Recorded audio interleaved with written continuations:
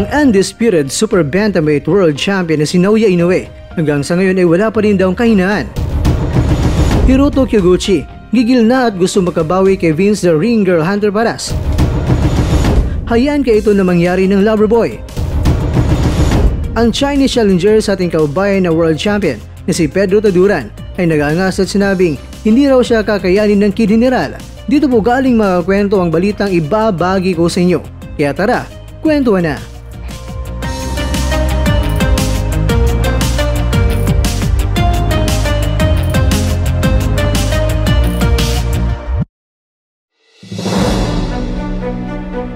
Maniniwala ka ba na hanggang sa ngayon ay wala pa ring butas o kahinaan itong si Inoue sa pakipaglaban? Well, ganito ang naging pranggang pahayag ng dating naging mentor ng legendary heavyweight world champion na si Iron Mike Tyson at siya ay si Teddy Atlas. Ayon sa kanya, naiinis siya ng sinabihan ng maraming mga boxing fans na itong si Inoue ay isang average fighter lamang ito pagkatapos na tinalo itong si TJ Duany.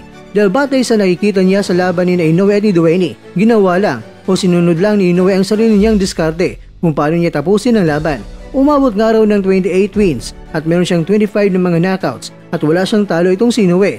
Kaya alam na alam ni Inoue kung ano ang kanyang gagawin at sinusunod lang niya ang kanyang sariling diskarte kung paano niya wakasan itong si Duany. Kaya bad trip siya sa mga nagsasabing walang kwenta o hindi malakas ang kalaban ni Inoue na si Duany dahil may edad na at wala raw itong lakas. Kaya dito niya sinabi na anong hindi magaling at hindi malakas na dating world champion nga itong si Duany at 4 lamang ang talo nito. Kaya base sa record ni Duany ay talagang magaling, malakas at hindi rin basta-basta na mandirigma. Kaya talagang karapat dapat daw talaga na tawagin itong si Inoue na pound for pound na boksingero. Ayon pa kay Atlas, sa mga taong nagsasabi na hindi naman talaga gaano kagalingan itong si Inoue at huwag natin kakalimutan daw na pati nga si Superman ay may kahinaan. Pero para sa kanya, hanggang sa ngayon ay wala pang kahit sino mang boksingero ang nakita ng kahinaan ni Inoue. Kaya pagkatapos ng laban ni Inoue at ni Duany ay hindi raw ito nagpababa ng reputasyon ni Inoue sa mundo ng boxing at sa tingin niya ay mas lalo pang sumikat itong si Inoue sa buong mundo at lalong-lalo na sa Amerika.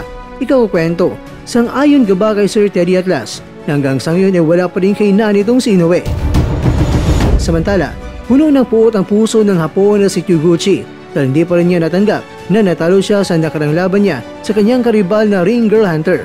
Ayon kay Kyoguchi, gusto niya na sanang magretiro pagkatapos ang laban nila ni Paras pero hindi pa rin niya lubos maisip na natalo siya ni Paras dahil lang sa hindi magandang pagbigay ng desisyon ng mga orado na gusto niya na hindi na lang siya muna magretiro at gusto niyang tulukan niya muna ang kanyang karibal at ipakita sa buong mundo na siya talaga ang panalo kontra kay Paras. Kaya talagang maganda mga kwento ang paparating ng laban ng dalawa dahil magkakaalaman na kung sino nga ba ang tunay at mas lamang na mandirigma sa kanilang dalawa, ang Ring Girl Hunter ba o di kaya itong si Kyoguchi.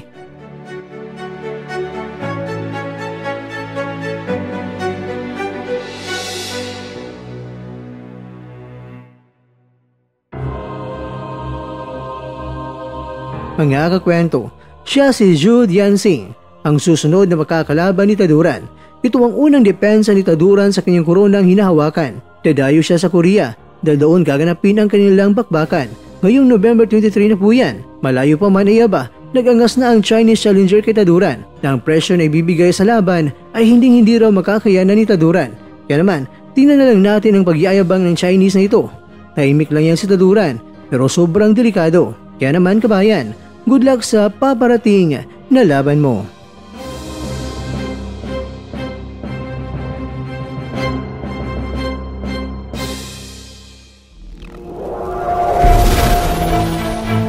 At dyan, nagtatapos ang ating kwento.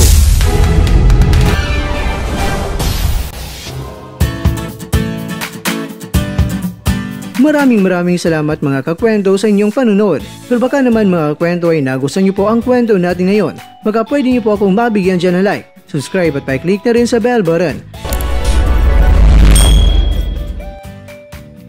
Pero bago tayo matatapos mga kwento ay syempre, shoutout po muna tayo dyan sa ating mga kakwento. Kay kakwentong Salvador Apitan, kay kakwentong Kiko YouTube TV, kay kakwentong Joms TV Short Official, at kakwentong nanunod ngayong shoutout siya dyan. Bueno, hanggang dito na po muna ang ating kwentuhan at abangan nyo na po ating susunod na video. At dito na po yan sa isang channel na kung saan maaaring ito'y mga Kwentong di pa na kwento sa inyo.